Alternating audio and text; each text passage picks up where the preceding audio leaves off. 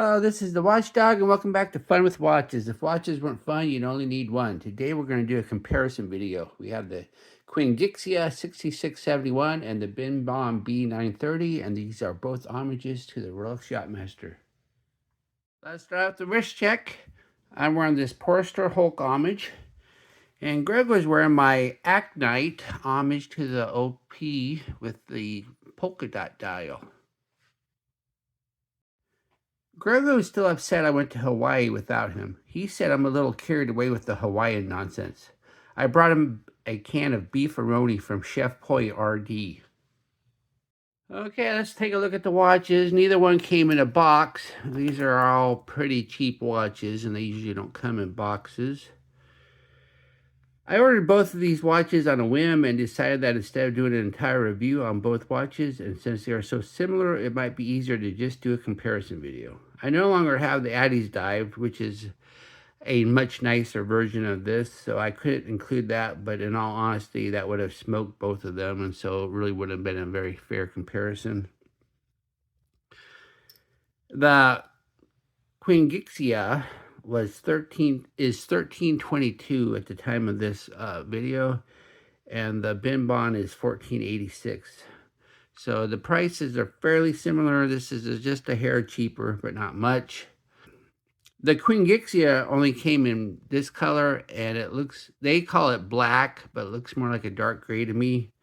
And the BINBOND, though, came in many different colors. It also has a black dial, a white dial, and it also has a brown dial with a gold two-tone color scheme. So the BINBOND gives you much more choices. Then when it comes to the dimensions, they're both about the same width. The QINGXIYA is 42.8, and this BINBOND is 42.5. When it comes to the lug-to-lug, 50.9 versus 48.5. The QINGXIYA is a lot thicker, though, 13.2 compared to 12.6. And also, the QINGXIYA only has a 20 millimeter lug width, and the BINBOND has a 22. And they're both very similar weights, 127 versus 123. The bezels are very similar. There's not much difference. I would say there's a little bit difference in font, but the material and everything very similar. Now when it comes to the action, they're both 60 click unidirectional, and they both have that mushy feel of a cheap watch. Neither one of them has good clicks. The BINBOND, though, doesn't have any backplay, but the QINGXIYA has lots of backplay, and the clicks are a little bit louder. You could probably hear them, or you probably couldn't hear them on the other one. Then this one, as you can see, it doesn't line up. And does this one line up? Yeah, this one lines up a little bit better. Then the dials, both are sunburst. And then they both have their names up top. BINBOND doesn't have a logo where QINGXIYA does. And then the BINBOND mentions date just. I don't know why, because it's not a date just homage. Then they're both only 30 meters water resistant. And of course, this one says superlative chronometer, officially certified, and you'd be officially certified if you actually believe that. And this one just gives the water resistance.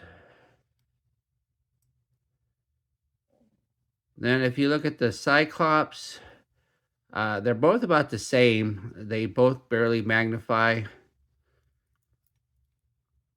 So as you can see, without the Cyclops,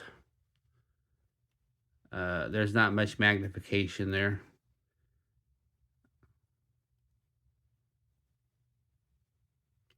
Then the indices, the QINGXIYA, the indices look a little bit bigger, a little bit more pronounced. The BINBOND, the indices have a little bit bigger border. I kind of like the indices better on the QINGXIYA. Oh, also, I didn't mention too, the QINGXIYA has a little bit of play on the bezel when you push on it. BINBOND does not. Then the hands are very similar to the Rolex style. They got the Mercedes hour hand and the fence post minute hand. The BINBOND, though, the minute hand looks a little bit wider. Then they both have a lollipop second hand. And it looks like the QINGXIYA is actually hitting the marks. Well, no. Well, it hits them sometimes, but it doesn't miss enough to set off your quartz watch OCD. And, well, neither does the BINBOND. They're all fairly close. They're not completely off. When it comes to the crystals, they're both mineral glass. You're not going to get sapphire at this price, and they're both flat. And they're very comparable. There's really no difference between the two.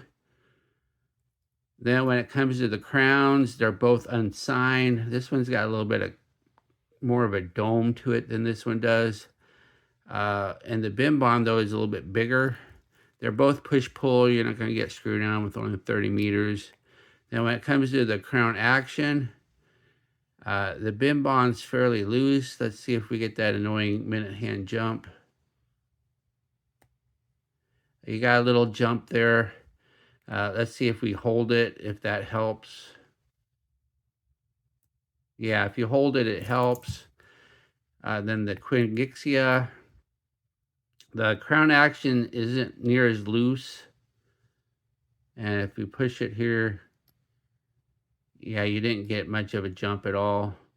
So you should be able to set this QINGXIYA a little bit easier than the BINBOND. Yeah, that was perfect there.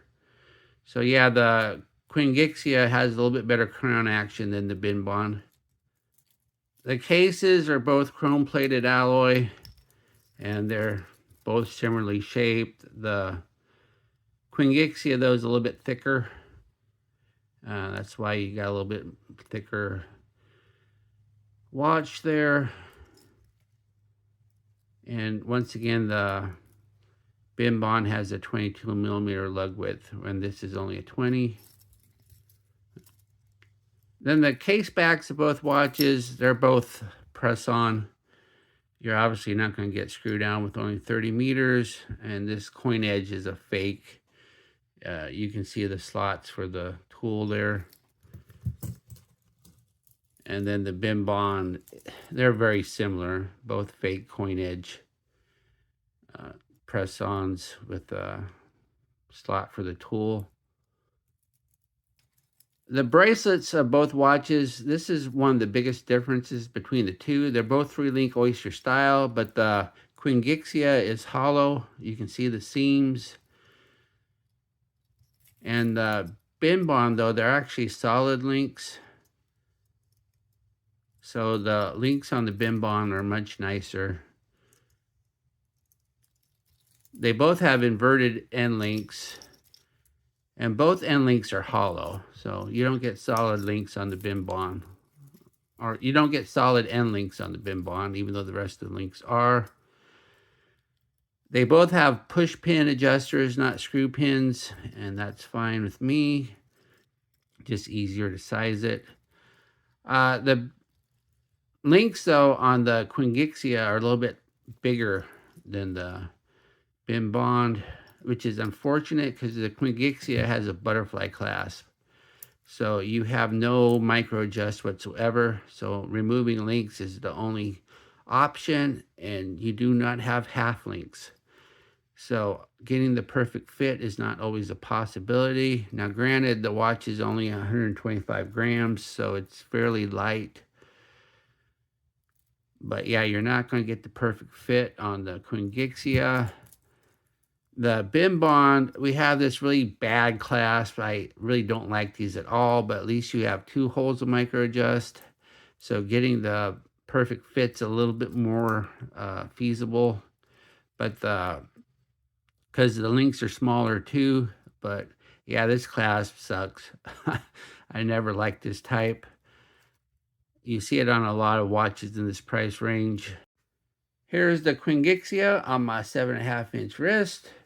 And even though there's no micro adjust, I got the perfect fit, so that's nice. But yeah, it doesn't look bad considering the price.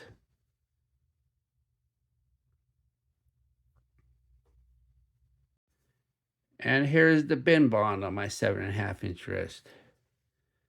Yeah, it just looks a little bit nicer than the QINGXIYA. Plus, I like the blue dial. Here we are in the loom room. Neither watch is priced to have good looms, so let's see which one is at least better. As we speed up the time, we see that the QINGXIYA has rather impressive index loom, but the hands are completely garbage and already gone. On the contrary, the BINBOND has horrible index loom, but the hands are a bit better, and so this BINBOND wins the loom contest, even though the QINGXIYA index loom is still visible.